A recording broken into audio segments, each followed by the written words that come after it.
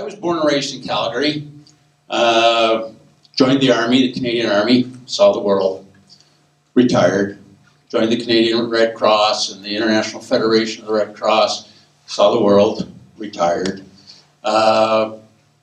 Moved to Red Deer, started a business. That's where I met my wife. About 13 years ago, we said, to heck with this, working for a living. We are going to retire. Where do we retire to? Cochrane's got great views and the best ice cream in the world. I remember that from a kid. So let's go to Cochrane, and that's why we came here. But I'm going to talk about strangers, because there's a lot of strangers out there. Any idea how many strangers that you could potentially have an impact on in your life? Potential. Well, I checked with Google today, and there is 7.5 billion of us on this planet right now. And you never know when you're going to run into one of those strangers, one of those 7.5 billion, and they're going to change your life in some way. And so I'm going to tell you a little bit about strangers that impacted me, that changed my life, and made me who I am. So let's start.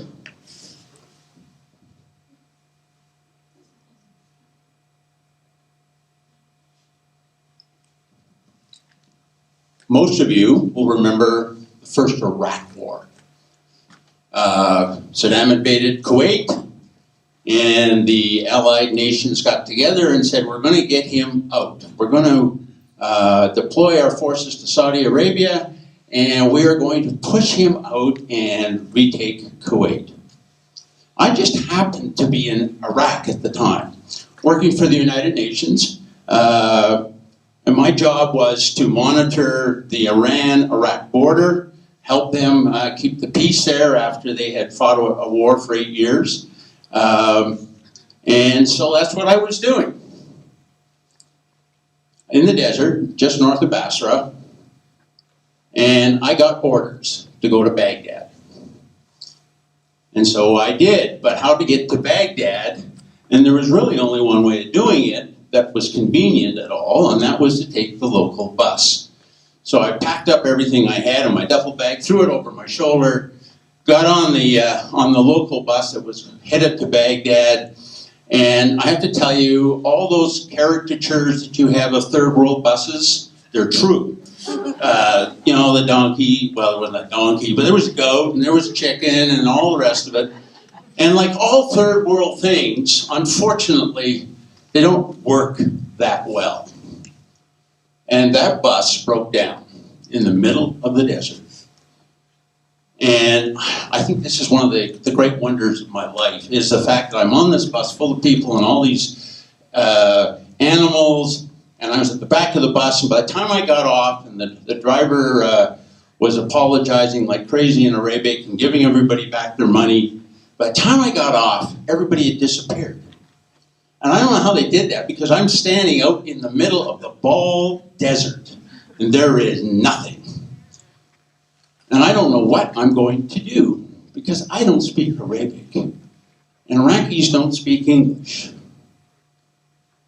And it is hot, and this highway is not traveled very much.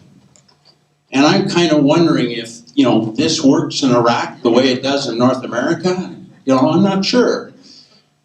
And what that implies. Because I am technically an enemy soldier, because my friends are deploying to Saudi Arabia to kick these guys out of Kuwait. And I'm standing there, and I have really one option: the thumb. Until, out of nowhere, again, I can never figure this one out, an Iraqi soldier approaches me. And he waves. Well, what are my options? Okay, I'll follow you. Where are you taking me? I have no idea. And I followed him for a few hundred meters through the desert. We're paralleling the road and came over a hill. And there in front of us was a square cinder block gray building sitting on the side of the road. And he goes into that building, and 2 police officers come up.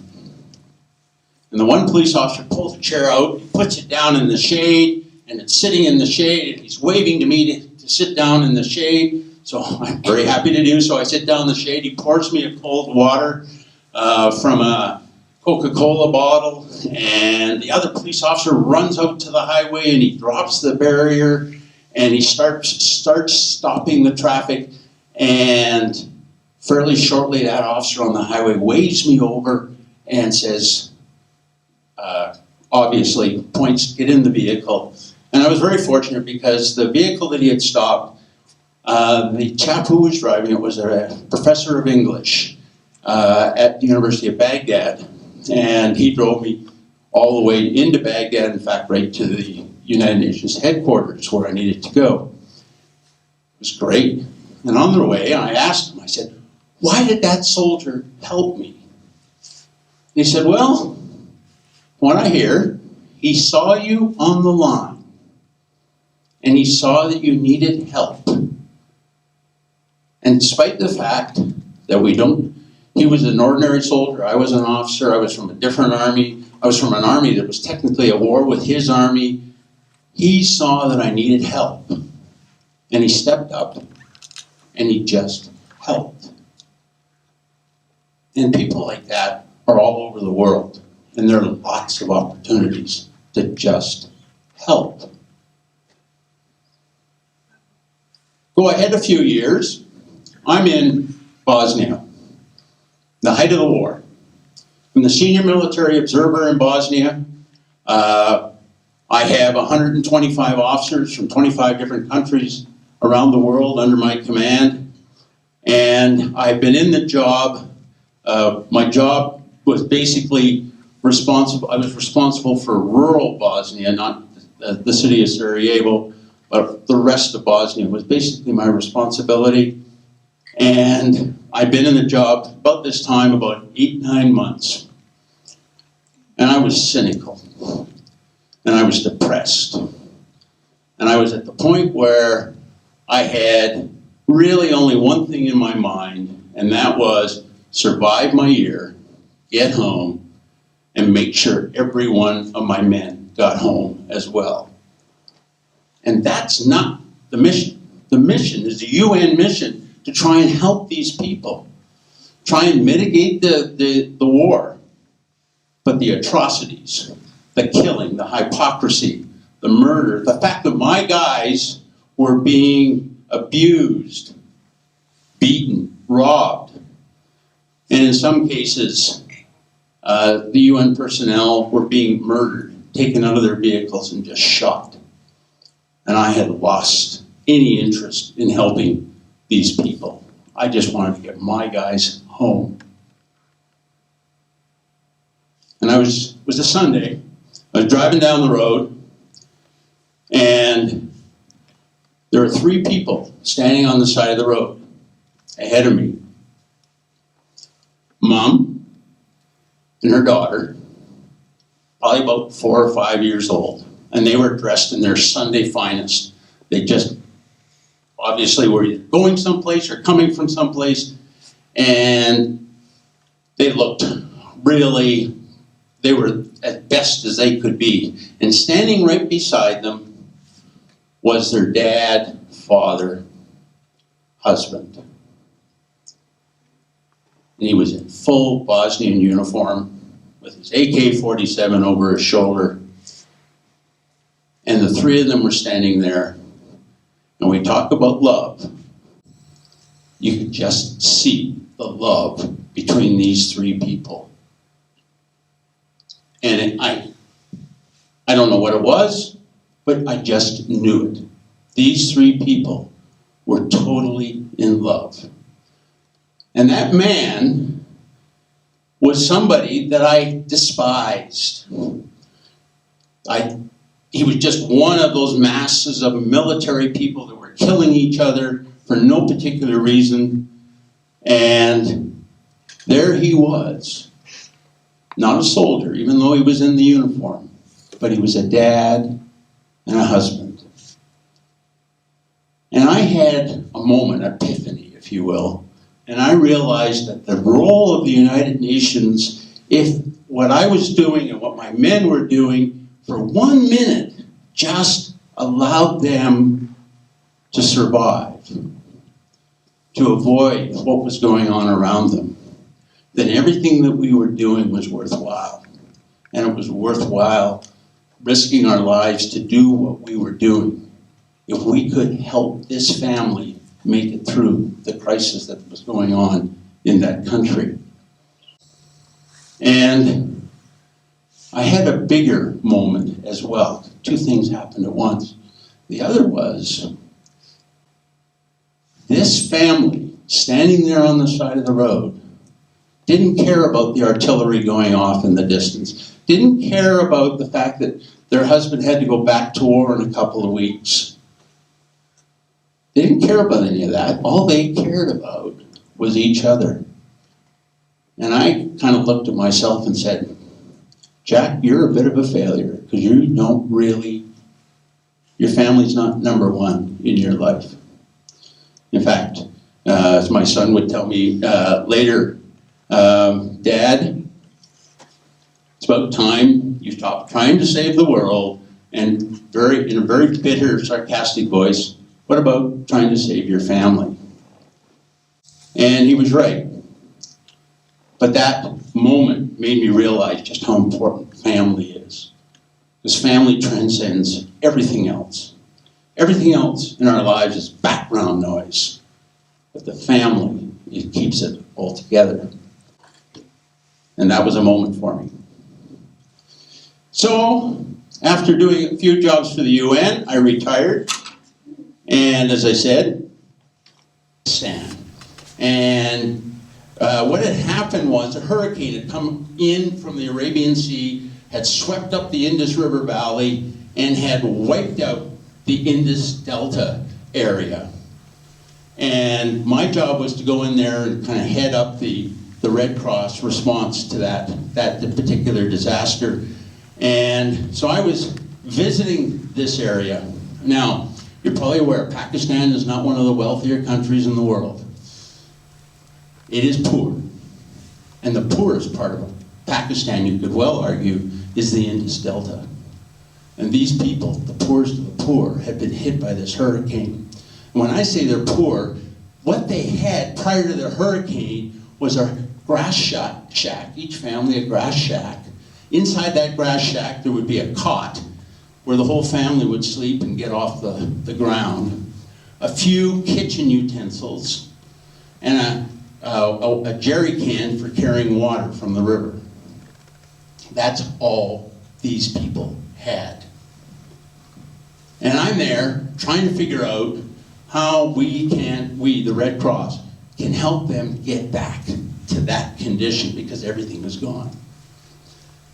And I'm wandering through the remains of this village, and the villagers are all crowding around me, and people are all very excited, and I'm trying to get information. I'm working through an interpreter, and I'm gathering a lot of information about how we can help them.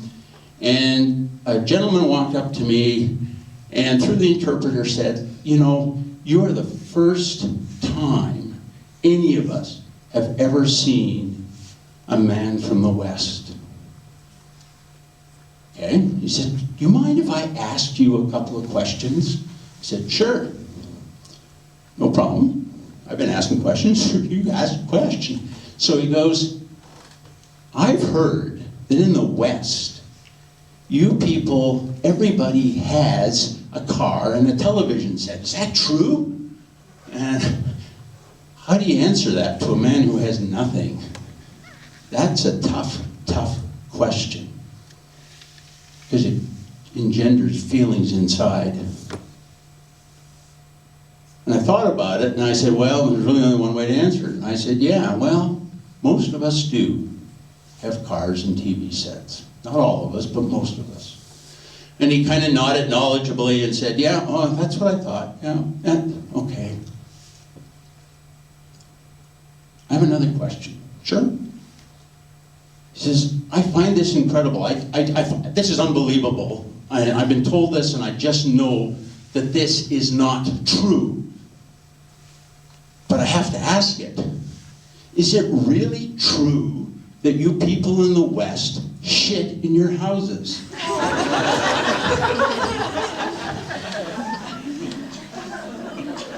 And, you know, you got to go in indoor plumbing. You got a long explanation, but, you know, that moment I realized, and he reaffirmed something that's really true. Because in his environment, this is the way he lives.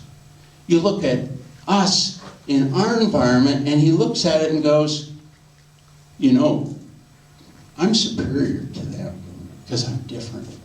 Those people, those Westerners, they may have cars and TV sets, but they shit in their house. You know, this is disgusting.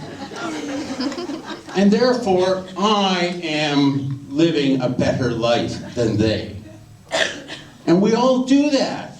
Every one of us looks at people who are different from ourselves, and we see them because they're different, they're not quite measuring up to our standards.